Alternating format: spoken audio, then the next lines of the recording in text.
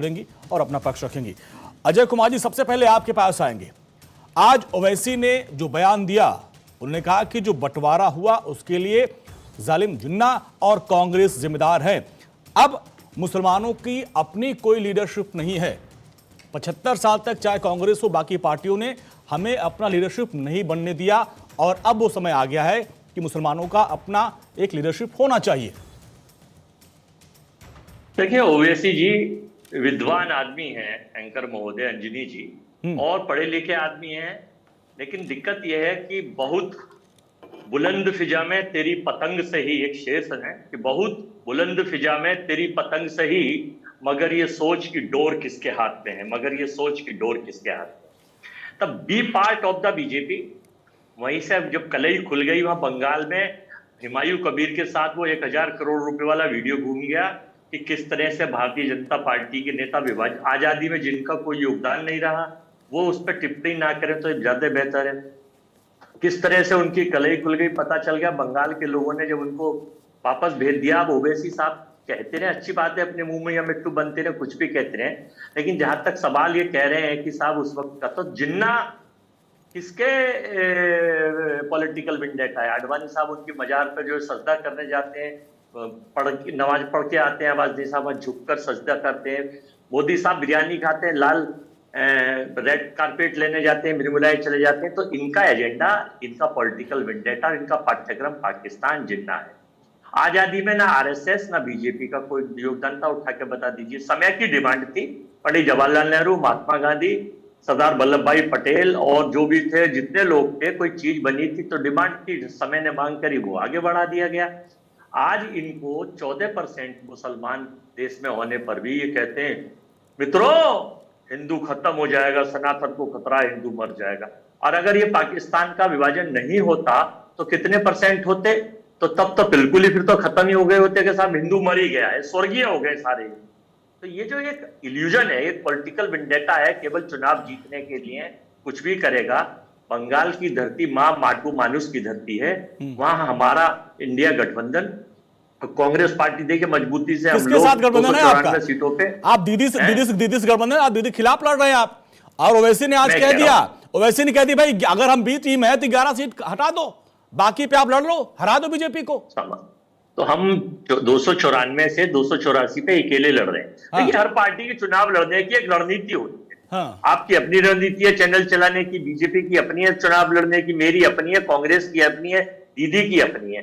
बंगाल में जल थल वायु और ED, CBI, IT, income tax, पैसा, अडानी अंबानी, एसआईआर, ज्ञानेश मोदी और जितने हथकंडे जो इनका नया पाठ्यक्रम आया घुसपैठिए से सब लगाने के बाद भी चुनाव। अच्छा, इतने लोगों का नाम आपने ले लिया। बंगाल में राहुल जी कितने दिन जाकर रैली किए, उसका आप जिक्र नहीं कर रहे? राहुल जी देखिए, कितनी रैलियां कर ली राहुल जी, प्रियंका जी ने?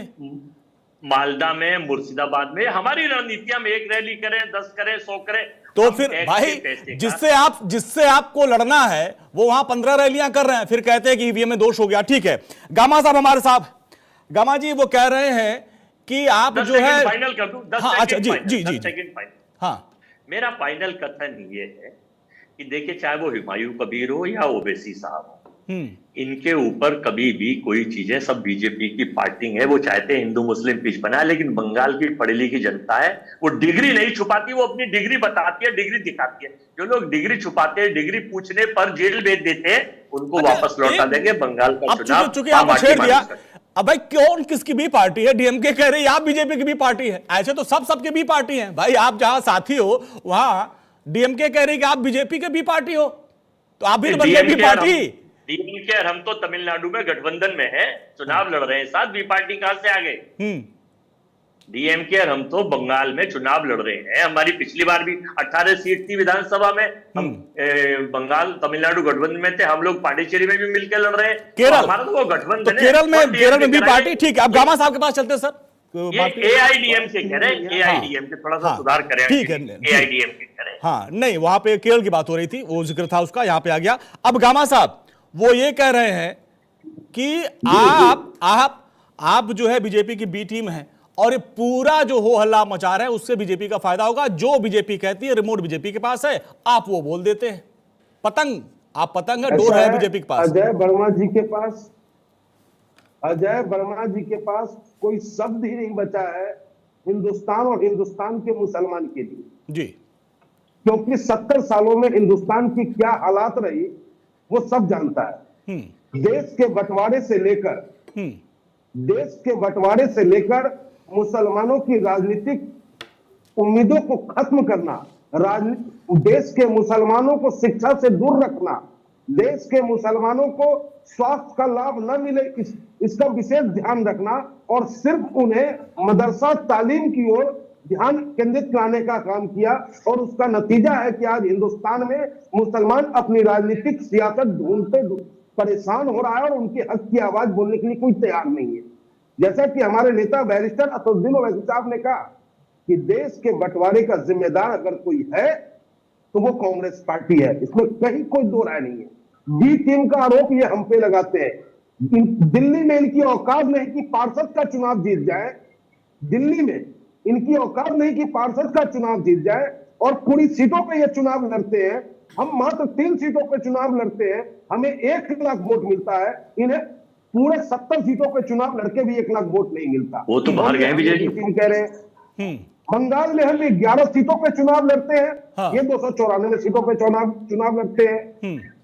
और राहुल गांधी इसलिए नहीं पहुंचते, प्रियंका जी इसलिए नहीं पहुंचते क्योंकि ये मोदी जी से मैनेज हो चुके हैं, अमित शाह जी से मैनेज है, इसलिए वहां जाकर के प्रचार नहीं कर पा रहे हैं। और टीएमसी को हराने के लिए 294 सीटों पर ये चुनाव लड़ रहे हैं और भाजपा की सरकार हटाने जा रहे हैं। तो आप क्या कह रहे हैं कि कांग्रेस वाले भाजपा की सरकार बनाने जा रहा है? ठीक है, चारू प्रज्ञा जी हमारे साथ जुड़ गई है। चारू जी, आपका स्वागत है।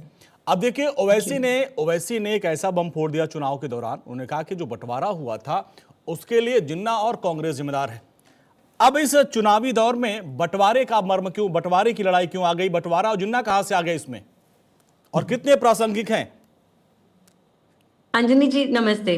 देखिए, यही होता है जब चुनाव आता है और ये विभाजन की राजनीति करने वाली जो राजनीतिक दल हैं उन्हें इसी टाइप की बातें आज भी करनी पड़ रही हैं। क्योंकि मेरा ये मानना है ओवैसी जी को क्या चाहिए, वो वोट बैंक जो कांग्रेस अपना मानती है, वो वोट बैंक जिसपे कांग्रेस अपनी बातें डालकर, या राहुल जी अभी चुनाव से केवल 9 दिन पहले बंगाल पहुंचे, कुछ रैली करने की कोशिश करी, उन्हें समझाने बुझाने की, बेवकूफ बनाने की कोशिश कर रहे हैं। तो ये वही तुष्टीकरण की राजनीति है। कांग्रेस इतने लंबे समय से जो जो चीजें करती आई है, देखिए विभाजन की वजह जो भी रही होगी, कांग्रेस का उसमें हाथ है, ये हम सबको मालूम है।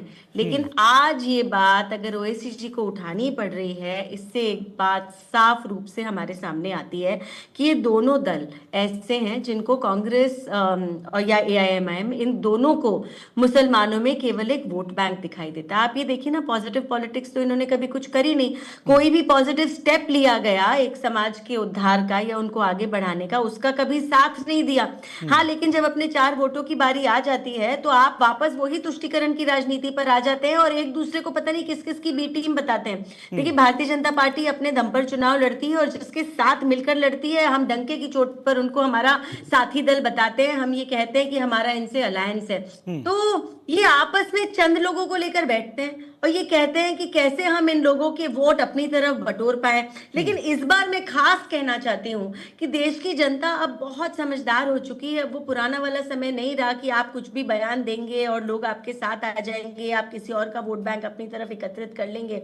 आज बंगाल चुनाव के समय में भी अगर आज भी इन लोगों के इस तरीके की बयान कर देने की जरूरत आ गई है तो एक चीज समझ में आ रही है, सब लोग इनसिक्योर हैं। भारतीय जनता पार्टी ये चुनाव जीत रही है और उसकी बहुत सारी वजह है, क्योंकि पिछली बार तो ममता दीदी बाकी चीजें छोड़ी, अपनी खुद की सीट नहीं बचा पाई थी। हमारा वोटर बेस जो है 40% तक बढ़ गया था, हमारी 77 सीटें आई थी। तो इस बार भी मुझे लग रहा है कि पिछली बार से बेहतर प्रदर्शन होगा और ममता दीदी इस बार भी अपनी सीट नहीं बचा पाएंगे। ठीक है, अब चंचल कुमार जी, अब देखिए बड़ा दिलचस्प मोड़ पे ये चुनाव पहुंच चुका है, क्योंकि उन्होंने गुजरात में भी निकाय चुनाव हो रहा है और टीएमसी पर उन्होंने हमला किया और कांग्रेस पर। अब क्या